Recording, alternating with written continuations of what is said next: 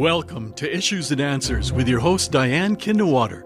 Issues and Answers is presented as a public service to inform, educate, and better the lives of New Mexicans. And now, Issues and Answers with your host, Diane Kinderwater.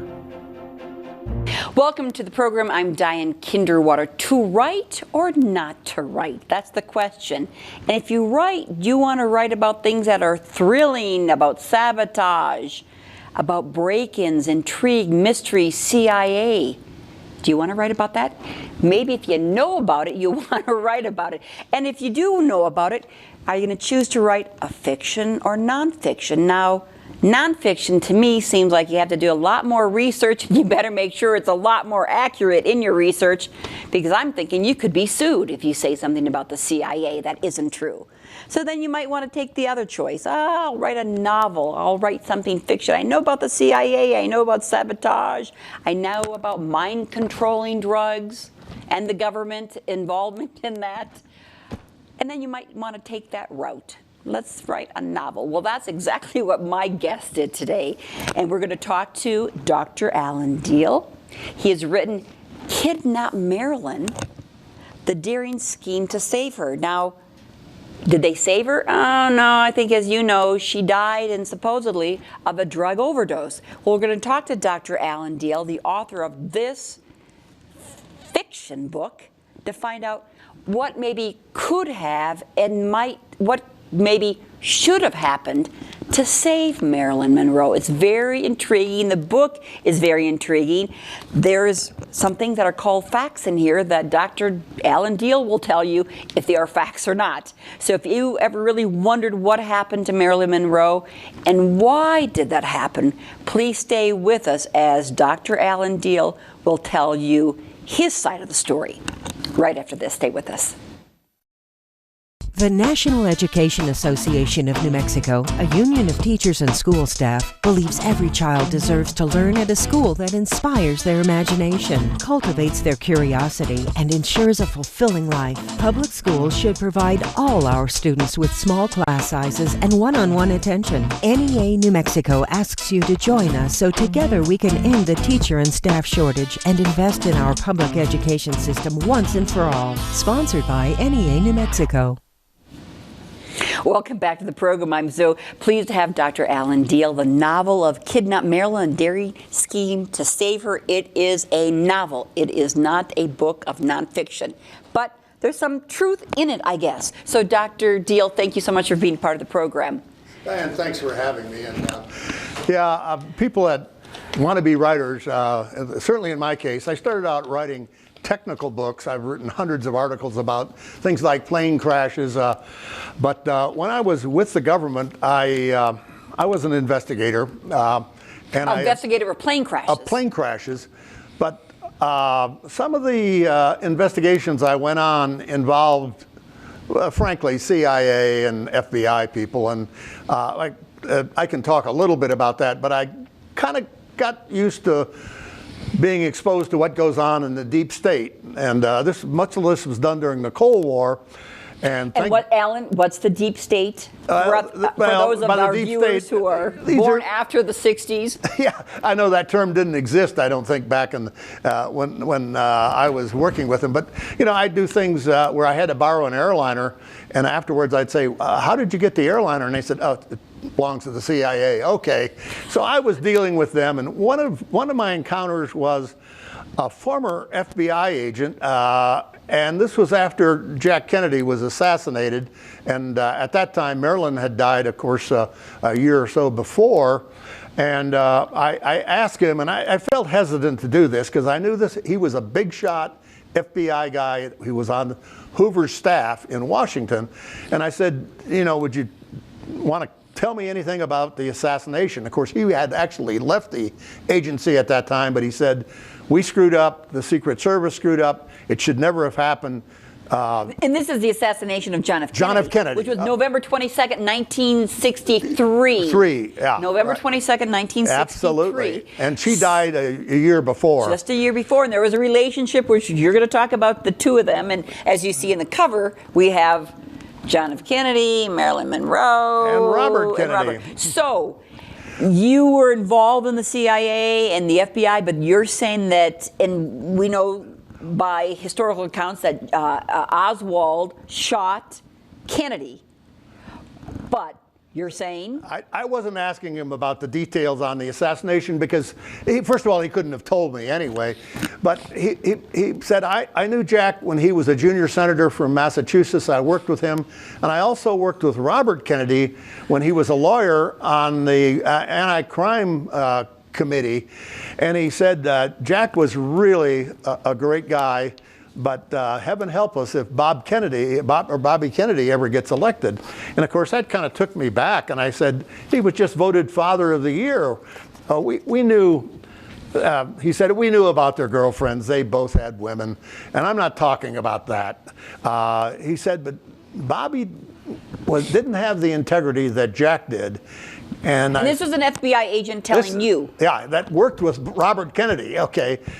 So I didn't think much of it. I mean, I believed him because he was a very credible senior FBI agent.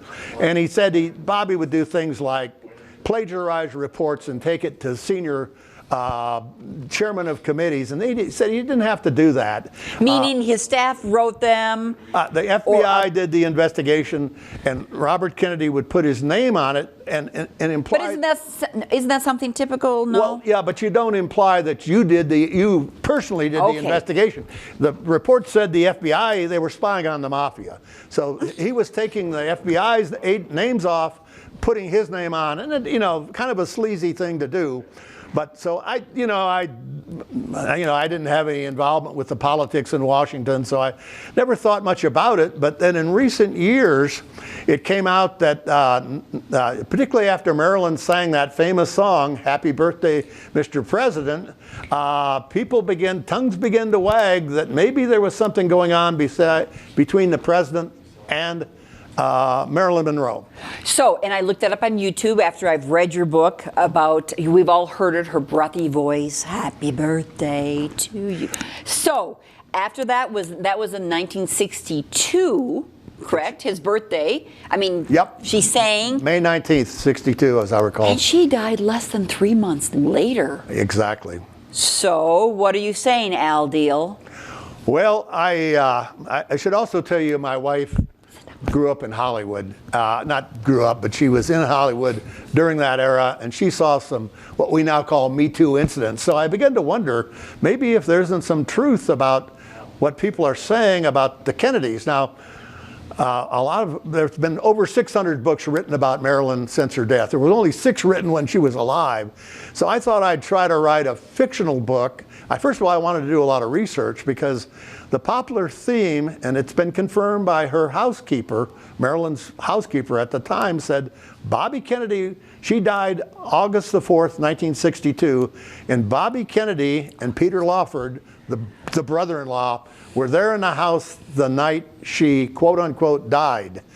And so a lot of people began researching this. They found out that Peter Lawford was married to Pat Kennedy. They had a Malibu beach house. And occasionally, Bobby and Marilyn would go to the beach house and presumably were involved in romantic ways.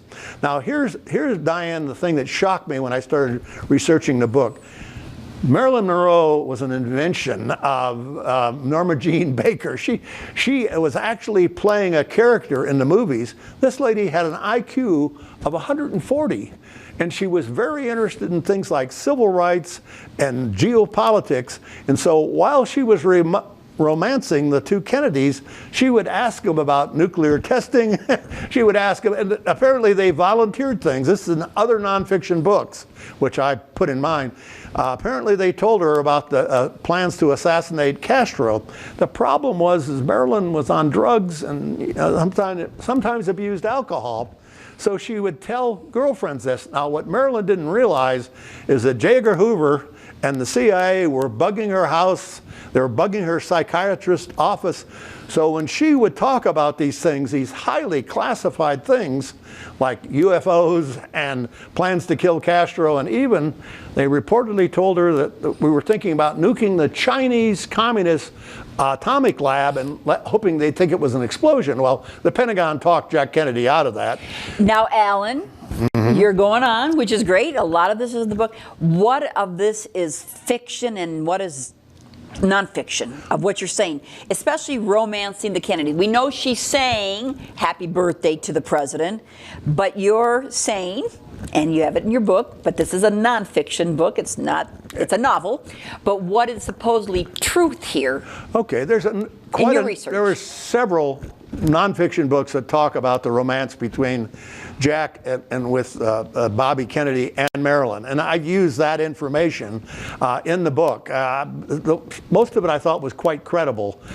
Most of it you thought was credible, okay? I put that in the book, but see, the other thing that I'd read about is, well, let me just say, the CIA, when they heard she's talking about our plans to assassinate Castro and some of these other things, realized that they've got to shut her up. This lady's on drugs. She's telling girlfriends, these are civilians that know some of our nation's deepest secrets, that she apparently heard this from the Kennedys. And these women and men, a few of them, have said, yeah, Marilyn told us about the Kennedys' plan to have the CIA assassinate Castro. Well, you know, that's nonfiction. You ask what's right. Nonfiction? That's nonfiction. That's all apparently happened. And of course, most of this there's not a lot of documentation, but there's been a lot of research. Research, but not, well, they had to document. But to do the research, they had to do the research, there had to be some kind of documents. The other authors that wrote these nonfiction books, one of them, probably the best one, is a guy by the name of Anthony Summers. And he interviewed 650 people about Marilyn. So he's a reporter that did a lot of diligence about these issues. And you read that for your book. Oh, yeah, and several others. And I believe he was basically right on. And so anyway, the other thing I was familiar with, but I'd never been involved with, is the CIA's program called MK Ultra. Now remember, the CIA and the FBI knew she was discussing these secrets she got from the Kennedys with other people that weren't authorized to know this stuff. So they apparently concluded, according to a number of authors, that she had to be silent. They had to silence her. And what the novel is about is really about a CIA. This is in the novel now. We're transitioning to... Well, before we transition to what you started to write about, her cause of death was officially what? Drug overdose. Drug overdose. Probable drug overdose, and they implied that it was intentional suicide. Many of her friends, some of whom talked to her the day of her death, said, no way, it might have been an accidental overdose. And others, like Frank Sinatra, apparently, his road manager said Frank never believed she committed suicide. Okay, so there was a feeling in the 60s she did not commit suicide, but she did die of a drug overdose. Okay, so that's the... Oh, actually, to interrupt you, I think Frank, according to a new book that just came out by Frank Sinatra's road manager, he said, I know who killed her, but I'm not going to say because I don't want to start a revolution in this country. So remember, Frank was very close to the Kennedys. He was dating Marilyn. He also knew Sam Giancana, the mobster. Yeah, he was the big mobster, and Marilyn had dated Sam Giancana. So this has all been documented. That's still nonfiction. So what Al Diehl, you, the author of this now fiction novel, decided to do, with all your knowledge and research, was to find out what could have done to save her and maybe what should have done to save her. So, exactly. Let's start with your novel. The CIA knew they had to silence her. But I don't think they didn't need to kill her, because the CIA had a mind control program called MK Ultra. Now this is nonfiction. I'm transitioning back momentarily. It came about particularly after the Korean War. Veterans came back, And the Pentagon discovered some of these people had been brainwashed. So if the communists know how to change behavior with mind control, we in the CIA need to have our own program. So they spent millions of dollars. It was disestablished in 1973. It started in 53. And Congress found out about it because they were doing experiments. The CIA was doing experiments on people that didn't realize they were being experimented on to change their behavior. And this is factual now, okay? And two of the people that were in the program are Whitey Bulger, the famous criminal that was just captured a few years ago, and the Unabomber were given LSD without them knowing they were taking it. So this was a very big program. MK Ultra was designed to do many things, but one of the things it was designed to do, and apparently had perfected, is using hypnosis and drugs to induce what is called retrograde amnesia. Okay, so what I say in the novel now is they could have kidnapped her, taken her to what's called a black site, and used these techniques not to kill her, but to remove her memories of dating the Kennedys and the secrets they shared with her, so that she could have gone on and lived and been happily ever after. Yeah, and that's what we're going to get into. But I want to just correct one thing you said a few minutes ago. You said the CIA didn't need to kill her. No, I meant that. That was not I didn't misspoke. I didn't misspeak. I actually, a lot of people think they did kill her. I'm saying, I don't know if they killed her or not. This is a novel, but they didn't need to kill her because they had these other techniques. Now, so in your novel, they had the techniques in reality. Right, but in the novel, they should have. This is what they should have done rather than murder. And many people believe the CIA was behind her murder because she was talking about programs that, remember, this was the Cold War. And by the way, in those days, the CIA. Now, this is factual. The CIA did murder people, and it's been documented. South American leaders, and Patrice Lumumba was an African leader, and it's well established that the CIA had these people murdered. It was the Cold War, and those things happened, okay?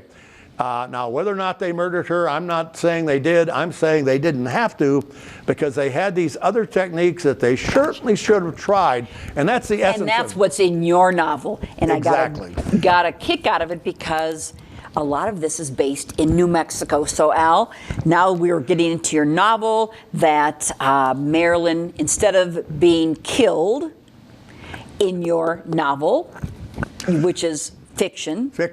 Now you brought in New Mexico, so I'm going to let you take it away with what's the New Mexico connection in your novel? Well, I don't want to give away the whole thing to your viewers, but basically there's a CIA psychologist, clinical psychologist, assigned to spy on her, and after he reads her medical reports and listens to the recordings of her, he realizes she doesn't deserve to die, and he's familiar with the MK Ultra program. He's also a hypnotist as well as a clinical psychologist. And this guy is kind of a composite between James Bond and Hawkeye Pierce. So and I think he has a little of you, Al Diehl, in him. Well, as a psychologist. Full disclosure, I'm a research psychologist. I'm not a therapist. I'm not a licensed psychologist. Okay. But I did study. I tried to incorporate a lot of this. And this psychologist is not romantically interested in Marilyn. He just wants to do the right thing. He's the Hawkeye Pierce side of his behavior is coming out. So he tries to convince his superiors at CIA, look, let's just go ahead and abduct her. We'll take her to a black site. We'll use the MK Ultra protocols on her, and then we'll release her back, and she won't remember the stuff that she should never have been told. And oh, by the way, we better go tell the Kennedys no more secrets with Marilyn. And of course, they'd already decided to stop dating her after she sang that song and rumors started flying. So what this guy decides to do, he briefs the CIA, and then he overhears that they are rejecting his recommendation, and they're going to kill her. And you know how that feels, having some recommendations rejected in your previous work. My previous work, the government. We did another show on that, on his recommendations for air safety. Yeah, that was factual and realistic. So you included a little of yourself, how it was rejected. You tell the government one thing and they don't choose it. Okay. I just risked my career by becoming a whistleblower. Okay. This guy is going to risk his life if he kidnaps her. And so he heard that they were going to kill her. Yep. They were going to kill Marilyn Monroe, and so he decides she doesn't deserve to die, and I am going to have to personally kidnap her. We'll leave. He knows how to forge letters, so he forges a statement in Marilyn's handwriting that she's gone to drown herself in the Pacific, and he plans to grab her using ether and have a colleague take out her housekeeper, Edith Murray, and so they're going to disappear into the night. Marilyn's going to be gone, and when the mafia shows up, CIA presumably hired the mafia to actually murder her. In your book. And this is in the nonfiction books also, but anyway, we go back and forth. Saying this, Al. I'm a little nervous about you saying all this, but that's fine. It's you saying it. But in the novel, pure novel, he basically grabs Marilyn and brings her. He has a huge 3,000-acre ranch, and he has an airplane, a Cessna. I used to work for Cessna, and I'm a Cessna pilot. And he brings her to the ranch, and he's going to try to give her a new identity. In New Mexico. She goes through a transition, and she walks among us. And we're not going to say any more because you want them, of course, to read the book. Read the book. But I got a kick out of it. She came to New Mexico, Marilyn Monroe, and we're not going to tell you any more about that because you just wrote this recently, this novel, but it's intriguing because it includes Georgia O'Keeffe and, of course, our dust storms and our pickup trucks and Taos, New Mexico, and green it's chili. Classic New Mexico. It's classic New Mexico. And by the way, I didn't know how to write novels until I joined the Southwest Writers Workshop. If you're thinking about writing nonfiction or a novel, go online, look up Southwest Writers Workshop. They will. I had written a lot of technical reports, but never a full-length book or a novel, and they will help you do that. So and you've won an award, third place, bronze, with the Southwest Writers? Brand new, and it was entered into the New Mexico Women's Writers Contest, and I guess there were dozens or hundreds of novels entered, and it came out third place out of a whole bunch of novels. So my editor said, for a debut novel, consider that a win. So anyway. What kind of reaction have you gotten from this? I know you've been interviewed, and I think ABC's. I've done a number of just a few interviews so far. Remember, the book just literally came out a little over a month ago. But I've done a couple of talk shows about it. And generally speaking, as a matter of fact, the one talk show said, MK Ultra is the basis of a lot. Netflix has a program called Stranger Things. It's based on MK Ultra. We all saw the movie called I'm blocking Frank Sinatra, Manchurian Candidate, and of course Denzel Washington redid it. There's been a lot of movies. And what happened in Manchurian Candidate? They brainwashed a Korean. The first one, they brainwashed a Korean veteran, and he becomes a killer. He's brought back to the United States, and he assassinates political candidates at the direction of the communist. Now that's a novel, okay, or movie, a fictional movie. But that was a very famous movie starring Frank Sinatra. And ironically, Marilyn was dating Frank while the movie was being made. Talk about small world. Sounds like Marilyn Monroe got around a lot. Well, right there. As a matter of fact, they've just discovered through DNA that Marilyn was who her real father was. And as it turns out, this guy was the father was related to President Garfield, the ancient, and it was Ronald Reagan that sent the film crew to photograph what turned out to be Marilyn Monroe. She was working in a defense industry. Ronald Reagan was a captain during World War II, and he sent the film crew. He didn't know Marilyn, of course. So there's, and then the Jack Kennedy connection. So Marilyn was connected to a lot of important people, and she's a great study. How did you choose? I mean, I have other books that you've written. Silent Night, blowing the whistle on military accidents and their cover-ups. You wrote a book on air safety investigators using science to save lives, one crash at a time. Okay, I see these legitimate stories, Nonfiction. and then you choose to write about Marilyn Monroe. Alan Diehl, how did you decide this? Well, like I said, I heard a lot about the rumors about the involvement with the Kennedys, and then maybe she was murdered. And so I remembered that FBI interview, and then my wife coming from Hollywood, she didn't know Marilyn Monroe, but she knew she saw some of the similar things that happened to Marilyn. It really was, she was a really talented and brilliant lady. So I thought, maybe we ought to talk about what could have happened to her. I don't know what happened to her. There's a bunch of other folks that have written about that. But I do think she was a fascinating lady. Many people have said she was the quintessential actress of the 20th century, including Jane Fonda, of all people, who was attended the Actors Academy with Marilyn Monroe at the same time. They were both young actresses, and Jane said Marilyn was the most beautiful and most sought-after actress in the world, and yet she is going to learn how to be an actress even though she was one. So Jane Fonda thought a lot of Marilyn Monroe. Can you name some of her movies? I read. Probably her best known one was Some Like It Hot, and she got a Golden Globe for that. She also starred in a movie called The Misfits, and that was her last completed movie with Clark Gable, who was her idol. He literally died several days after the wrap, and Marilyn was basically playing herself in a way in The Misfits. She was and she was only, what, 36 when she died at age 36. She would have been 95 if my novel was true. She'd be 95, living in Taos, enjoying life. And you wouldn't even recognize her because she's now a brunette. Oh, geez. What do you feel about your book, and what do you suggest to other folks out there? What do I suggest? Yeah, if they're interested. Besides buying the book, no. There's a number. I mentioned Anthony Summers' nonfiction book. Also, Carol Joyce Oates' book is called Blonde, and Netflix just made a movie that's coming out later this year about that. So these are all interesting movies and videos and books that deserve to be read.